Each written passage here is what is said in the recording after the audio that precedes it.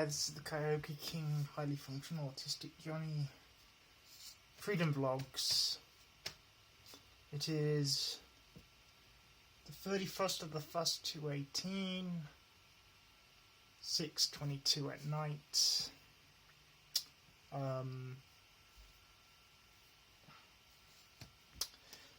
I got a article about sent through the narcissistic sorry, I got a bit of a headache.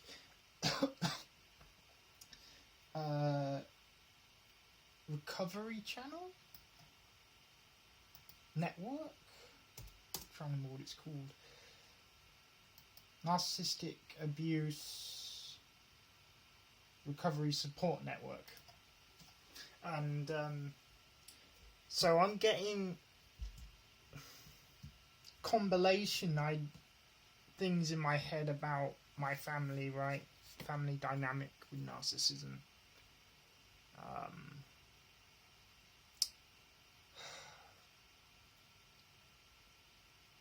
Just brings back up things to think about. So the article is 10 reasons why children are silenced by a narcissist and psychopath parent or carer. Okay. By Sue Riordan. Child and Family Consulting and Transformational Life Coaching Service. Okay.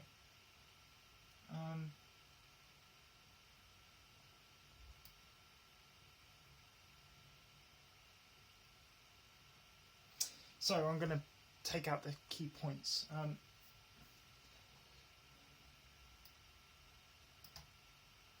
Children do not have a voice against an abusive parent, so the abuse and trauma go undetected throughout their childhood experience. Over time, the child becomes further beaten down and their soul and whole being becomes eroded. Yeah, makes sense. Because you don't know. Unless it's physical abuse, you might not pick it up. But if it's covert, passive abuse, you might not pick it up until, like I did when I was older. Like, something about my dad not taking my medical problems seriously, even when I was a child, like 7 or 8 years old, I had brain, I had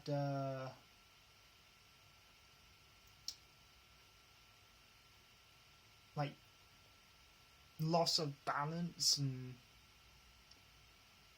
there's a word for it. I wouldn't say brain hemorrhage, like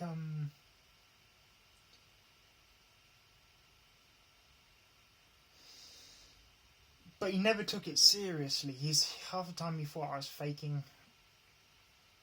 And it happened to me. I remember it happening to me in the car as I was going up, as my dad was driving me to see psychiatrist for my autism. Let me just look for my notes. I'll get back to that, and for the notes I'll read this.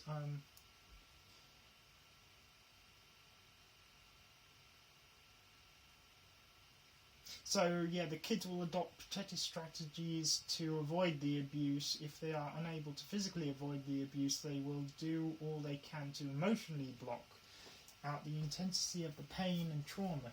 It is around this stage where I believe a child may either become a narcissist or codependent themselves. But my dad is not the child, but he's what Ollie calls a man-child. So he is the codependent, or was the codependent on my brother, because my brother started paying my dad money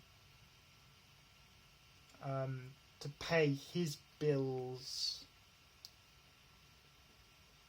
and then tried to lie to me about things,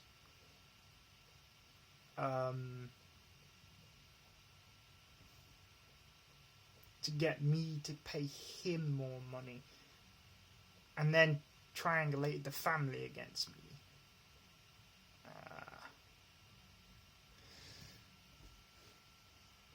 But I could see my brother slowly turning into, because because they're unaware, they're both unaware, both my dad and my brother are unaware they're narcissists. And I could see my brother taking on the traits of my dad to an extent.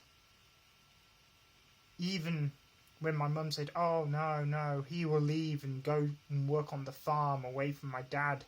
But the thing is, my dad works on the farm with him. Or did do a month ago. I think he goes there every couple of days still.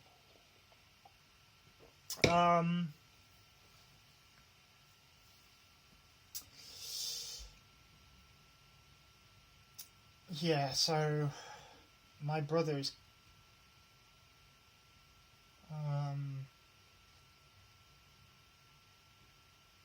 it was so obvious.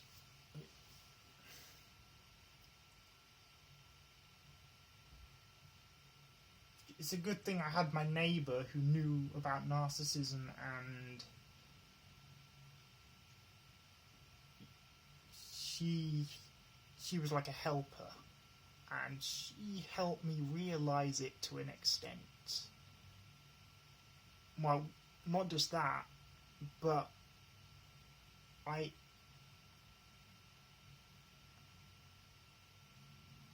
she helped me realise I needed to go no contact more. She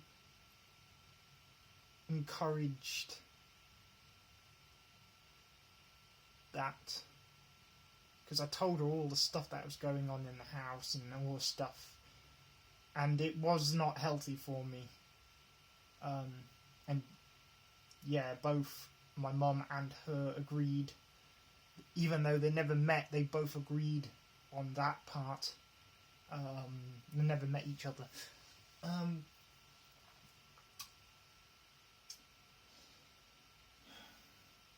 I could see the influences of my dad on my brother. And it's weird.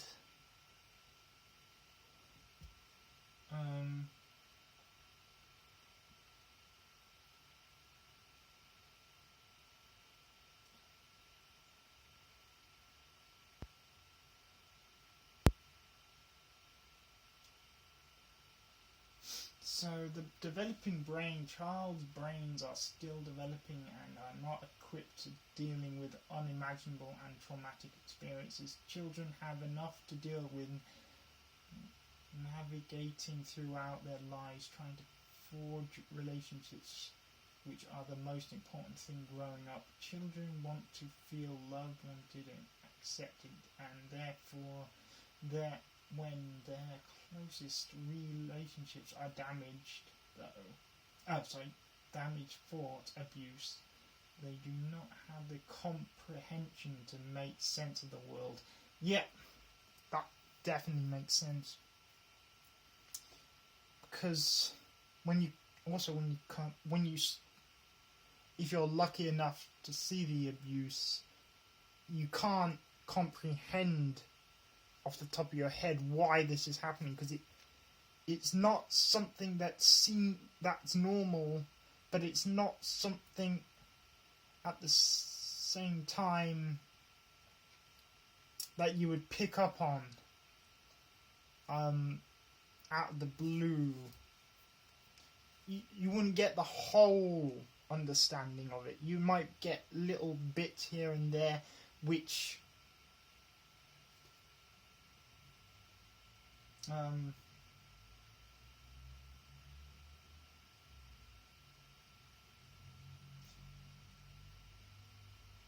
my comprehension of it in its entirety is in one go is quite like madness.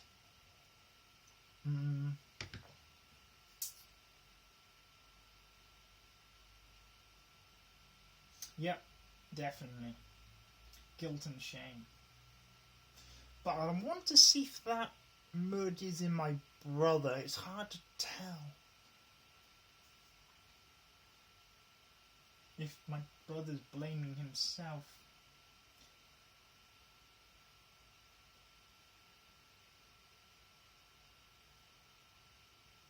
So, yeah, like I was going back earlier. Like my medical problem now, which was caused by the accident, my dad didn't take that to heart. Just like when I was a child and he didn't take my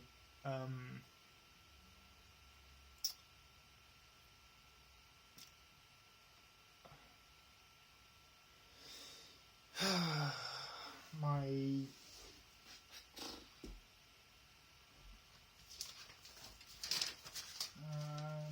what's the word?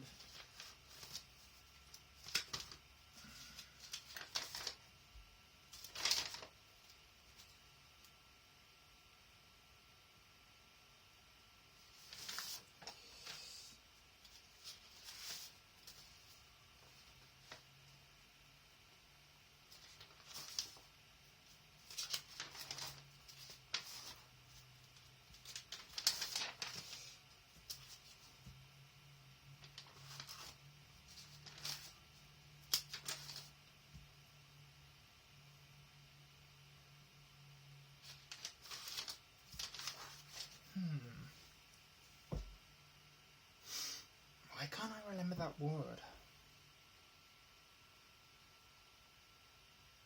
My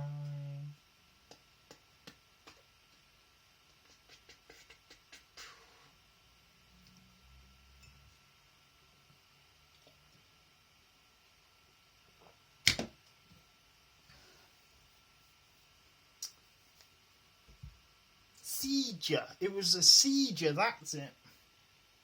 Seizure.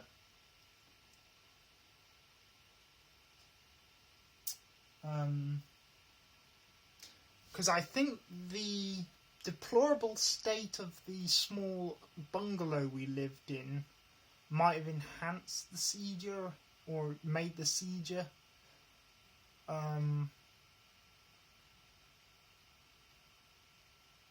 Especially my brother one time when I'm not sure exactly what happened, but he collapsed in the bath or something, and that was the only time I ever saw my dad actually do something.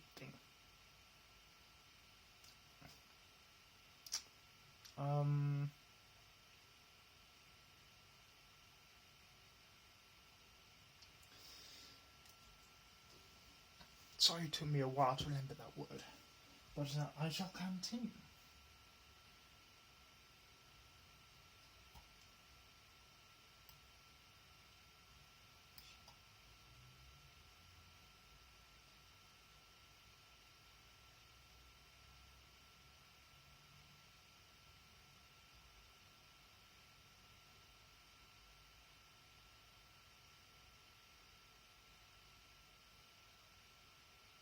Okay, embarrassment and fear.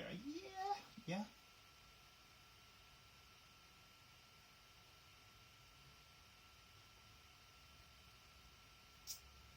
Definitely.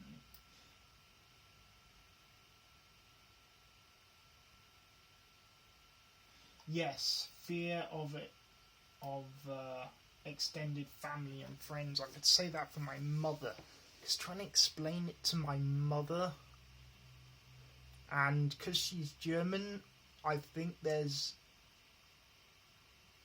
And she likes things simple, not because she's German, but she likes... If it's not simple, she either doesn't want to know, because it's too complex, like narcissism, and she knows there's something wrong, but it's like...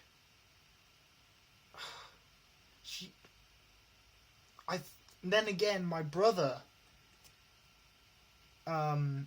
might be influencing her on my dad's part, so on the narcissist's part, making things worse.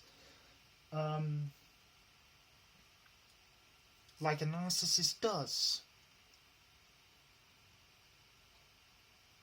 Um,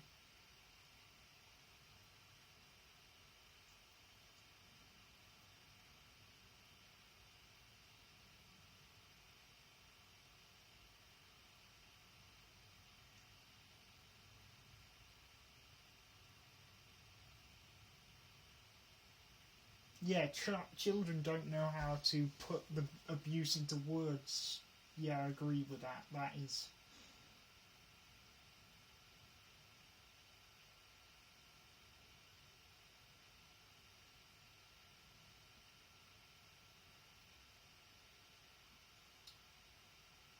Yep. Yeah, withdrawn and submissive.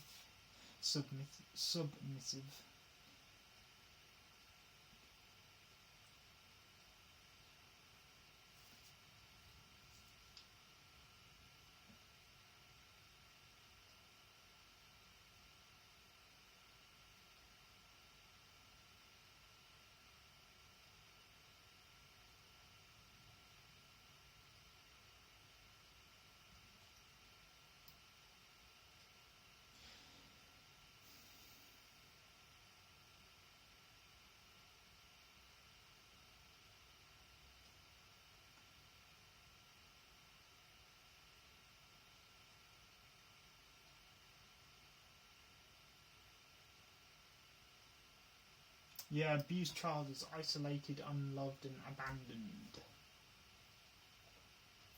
And especially if that child grows up like I was, because even my mother didn't agree with half the stuff I was saying, especially when I started to tell her about societal narcissism. Is and because she hasn't experienced it herself and doesn't pay attention like I do, and isn't as curious as I am,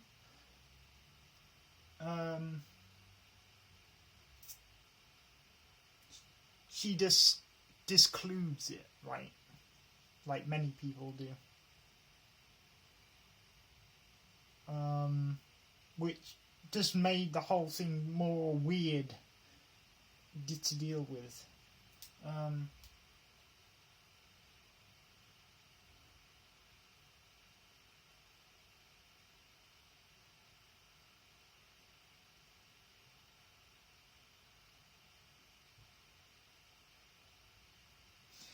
And that's another thing with my mother. I keep thinking because she doesn't understand what I'm going through and she could be easily manipulated by my brother, which is becoming the next narcissist, or is the next narcissist by this point, by the sounds of it.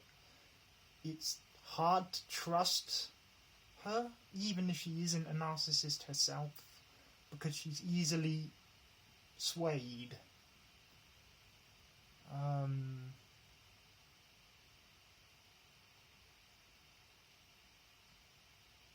Which is kind of scary.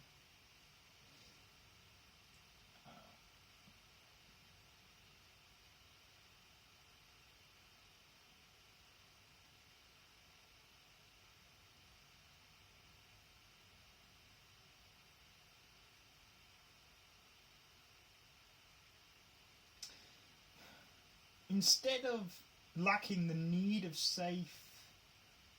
of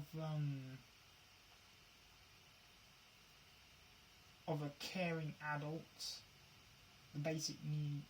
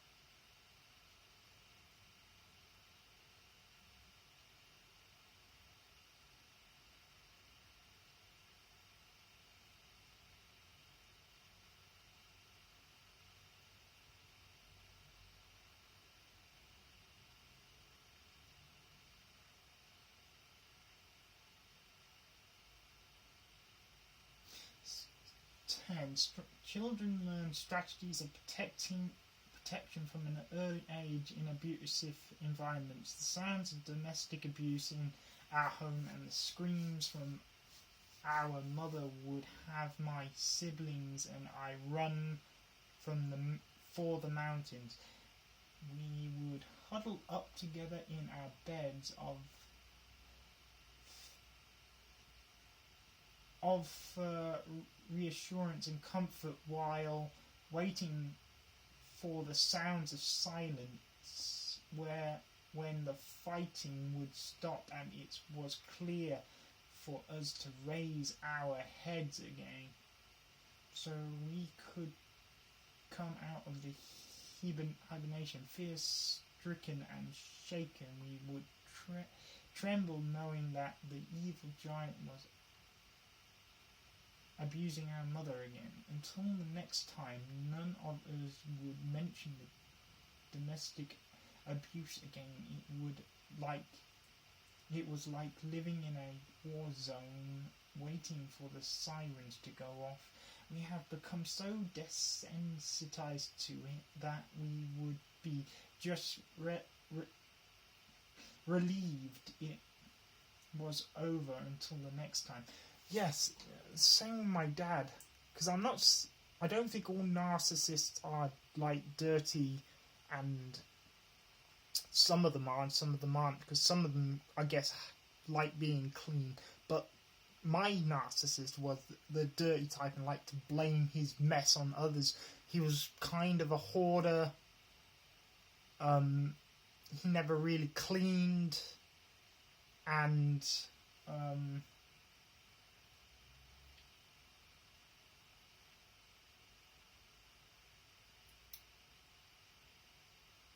so the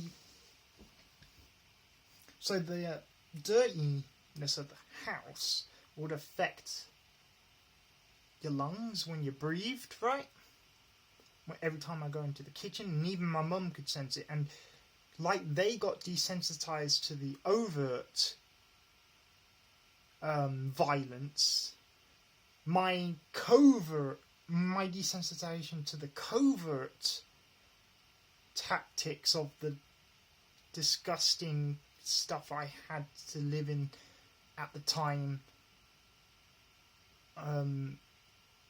after several months I would not feel it in the throat, even though it's probably still giving me a headache and a bad throat every time I went into the kitchen, or every time I had to make a meal, and I couldn't make a full meal because there was nowhere, it just wasn't clean enough to make a meal from scratch. And if I did, it was very rarely. And then it just, you'd have to be a mad person to want to make it. But my dad doesn't seem to give a shit, because that's how narcissism rolls for him. So that's like the covert version of the non-violent type, which is still bad for your health, which was bad for my health.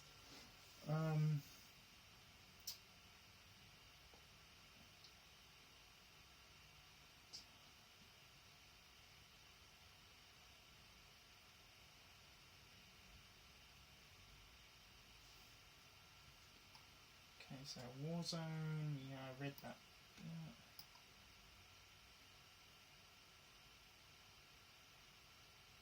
So implementing a safety plan was part of a normal childhood family life, and this was constantly being monitored and reviewed. We became so insightful at wearing armour of protection because we knew no one was coming to protect us. There is no child safety zone in an abusive environment where children are constantly under attack. Each one of the above points is a blog post, is its own respect. However, I just wanted to put together a whistle-stop tour of what it is like to be a child being raised by an abusive, narcissistic and psychopathic parent, to raise light on the issue. abuse has been happening and has happening in all corners of society. Abuse is indiscriminate and does not just happen in poorer families. Children are being exposed to these insidious individuals, and this needs to stop. I believe this can only be achieved by a collective response, as it is everyone's responsibility to protect children and keep them safe, since it is at the core of abuse, and without survivors speaking their truth and shouting from the rooftops, nothing will ever change. A collective response is needed, and it remains everybody's business.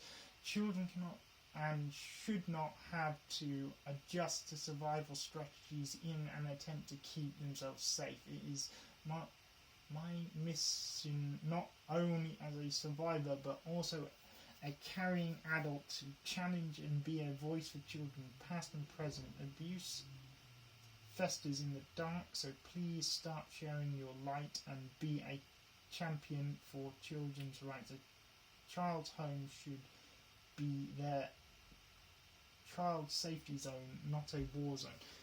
Okay, yeah, that's great.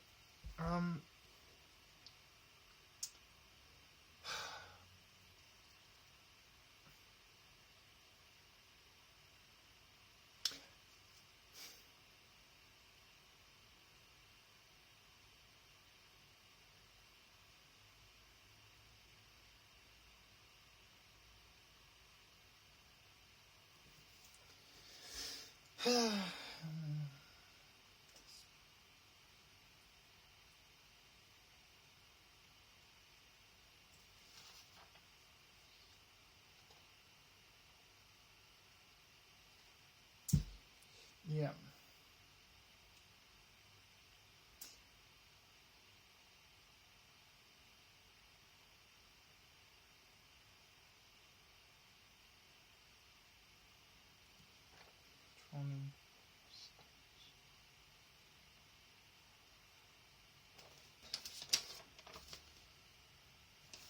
Yeah. So basically, when I was with the narcissist, I avoid lowering standards to avoid arguing, which decreased my health and mental health. And especially at that specific time where you're trying to figure out what exactly is the thing, that's where the stress and the anxiety comes in the most, because you're trying to fit all these puzzles together, and it's the most stressful thing, but it seems to be something that has to happen for the scapegoat to formulate. Otherwise, there doesn't seem to be much hope. So it seems to be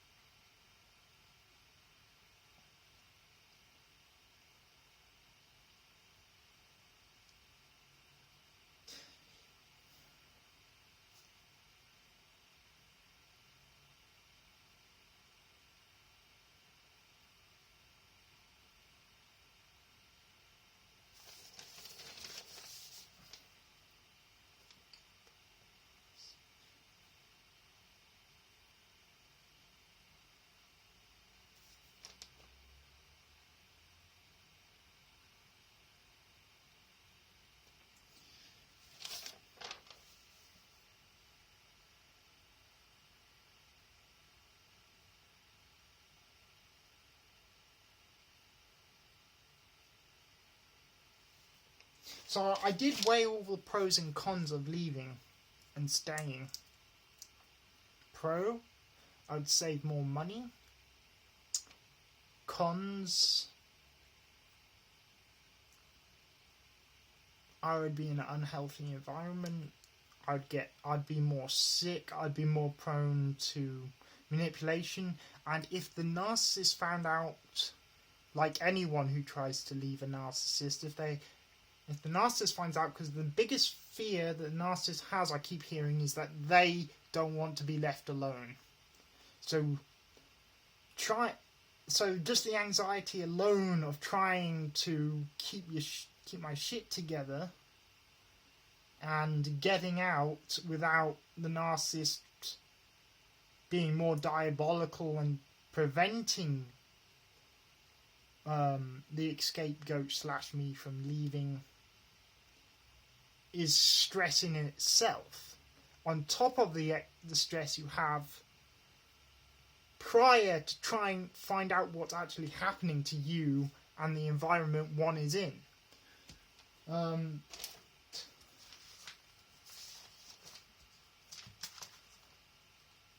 then going through the whole who to trust issue, because if only certain people, it becomes the weirdest thing. The weirdest thing.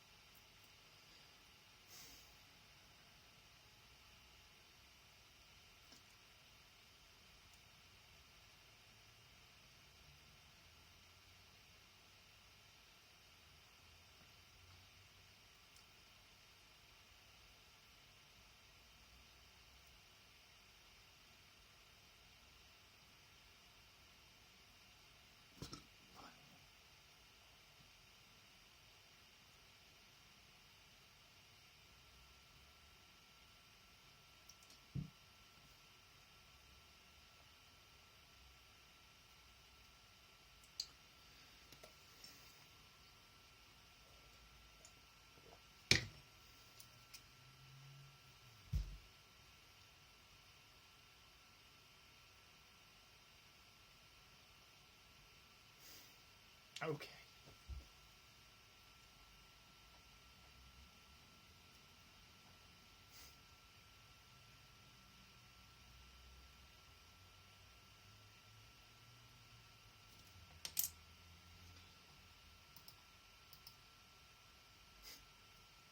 I like Dr. Pearson because there's things that he says that you can use for your own good against a narcissist.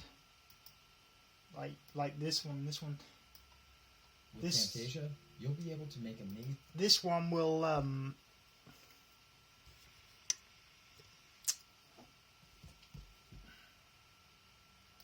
videos without being a professional video. Sorry, editor. I'll skip that. Use the Camtasia.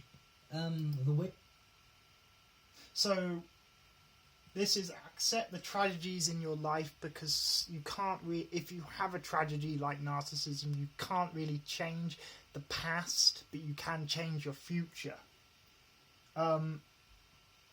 So he's basically saying life is tragic, accept it, because then you're accepting the abuse you had, and you're not in denial, and then transcend it. That is very against the narcissist kind of thing.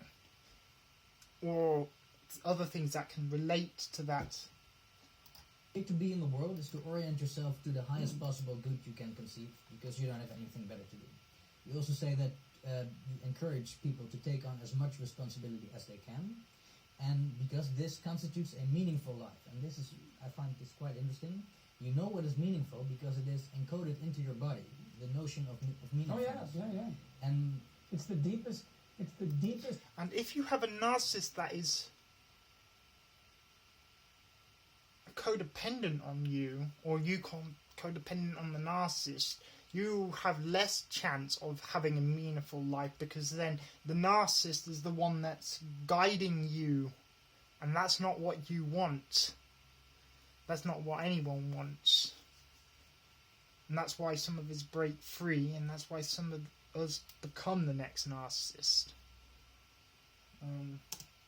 Of the higher instincts. Yeah. That's a good way of thinking about it. My reading of this was And I think that's one of the questions Dr. Pearson was wondering that would be helpful to him to understand. that, now it's actually your reading, but what constitutes meaning is the right balance between chaos and order, and this is actually what you described as paradise on earth, being a walled garden where chaos, the chaotic potential, and the logos mediate supreme beauty. And Harmony is a good way of thinking about it, because people understand harmony because they listen to music. Yeah. It's like, you listen to a piece of music you love. It's like, that's harmony. It's like, well, how would you like things to be like that? It's like, there's not a question. The fact that you love the piece of music means that you want things to be that way. It's direct. It's not mediated by cognition. Yeah. no, it's something else. It is something else. It's absolutely something else. When I first heard you say this sentence, orient yourself to the highest possible good you can conceive, I'd never thought of it that way. But when you just lay it out, it sounds really quite logical. Sounds like the most logical thing to do. Yes. But I never heard it in an articulated fashion like that. Yeah. I think that many people, I think it was the closing remarks of Maps of Meaning, I think you referred to Pinocchio, when Geppetto he wishes upon the star, Exactly. which is the highest And asks ideal. for something impossible. Yeah, Right. but can you elaborate on this? Why does the highest possible good constitute meaning, and why do we feel this? Why do we feel when we're doing something meaningful? Well, I think it's because we go back to the beginning of the conversation, is that we have a problem. We have the fall. That's the right way of thinking about it. We have chaos and tyranny, and we have evil. It's like, what do you do about that? In other words, narcissism, or societal narcissism, which he is dealing with. You pursue the pathway that solves those problems. That's what the meaningful pathway does. Which is, the pathway is going no contact. Going through that routine of what the hell is going on, gathering all the little bits of information, going through the right cycle and then trying to understand it. That is, once you get to that point, then you get the choice. It's like the red pill or the blue pill. You want to see the reality for what it is. You want to go no contact. You want to think for yourself. You want to, And that's why it feels meaningful. It's like those actually are the problems. I've started to think, I thought for a long time there are truths of drama and literature, and there are material truths of science. But there are times when those two align, and they're true literally and metaphysically, literally and metaphorically at the same time. And the idea that being is a place of tragedy and evil is literally and metaphysically true and metaphorically true, both at the same time. And the idea that there's a way of dealing with those both at the same time, and that's meaningful, that's also literally and metaphorically true at the same time.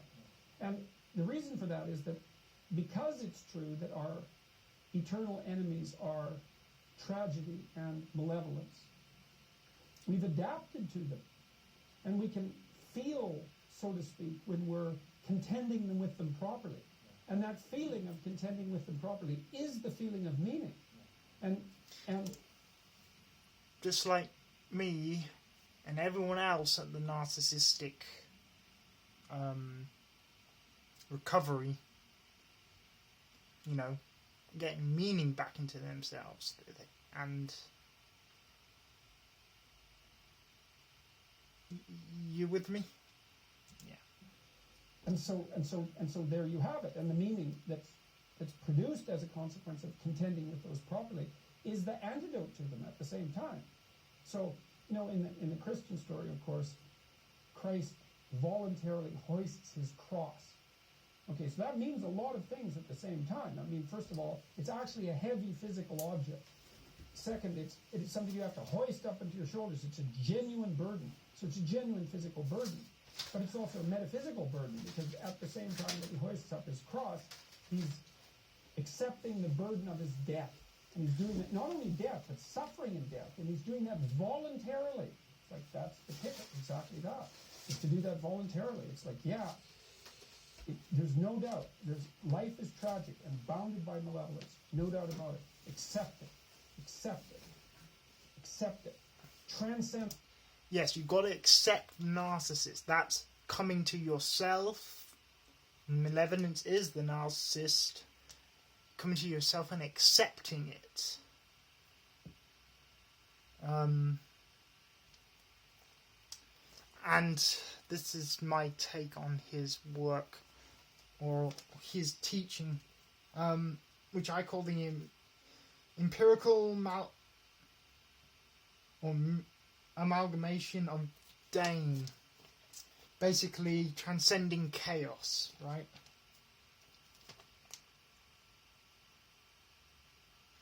So, enemies of reason, that's a narcissist. False self, hypocrite. The thought police. An intellectual terrorist. Creating a willing slave, that is all narcissism. That is the chaos that he is speaking of.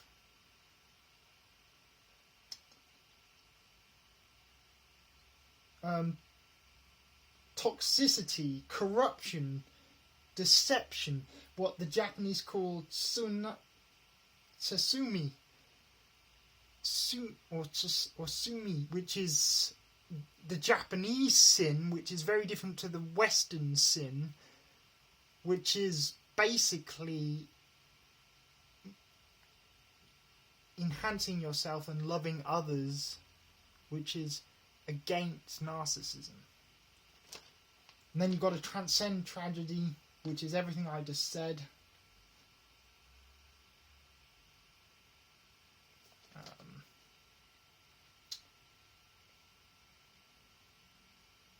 Then you build your character.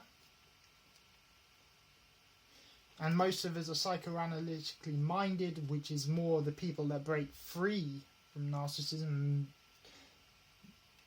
and prevent themselves becoming the next narcissist and sees others becoming the narcissist.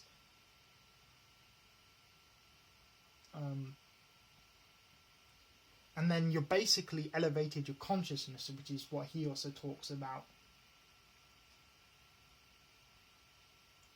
And that is basically human nature. And this is basically this. And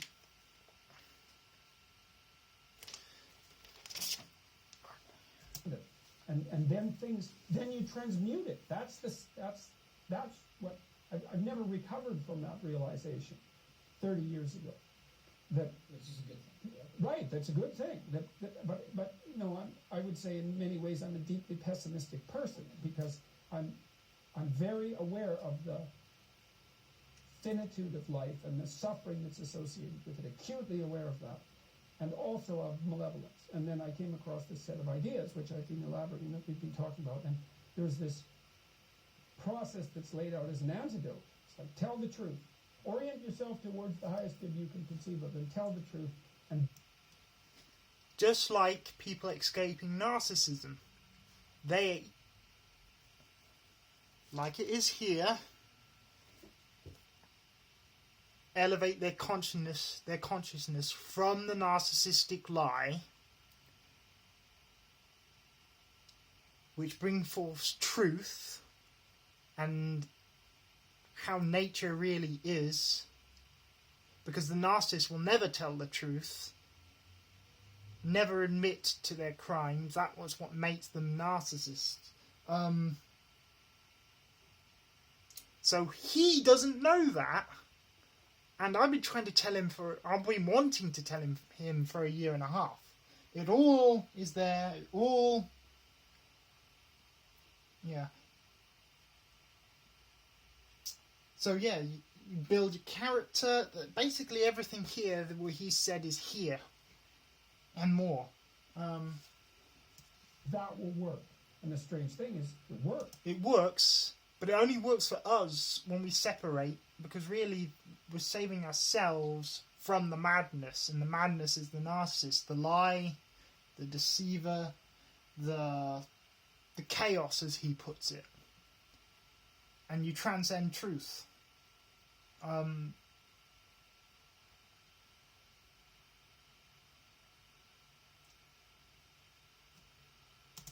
like, really, it works. Those are big problems. You might think they're so big that they have no solution. How could they have a solution? It's like, well, they have a solution. It's in that cell. The problem is, you might know the truth. You would build the truth, and that would save you. But the narcissist will never accept it, and that's what he is having problems understanding. Because it's their nature. Otherwise, it wouldn't be a narcissist, as we know in the Narcissistic Recovery Network. Okay, I hope that helped, and peace, and have a narcissistic free day.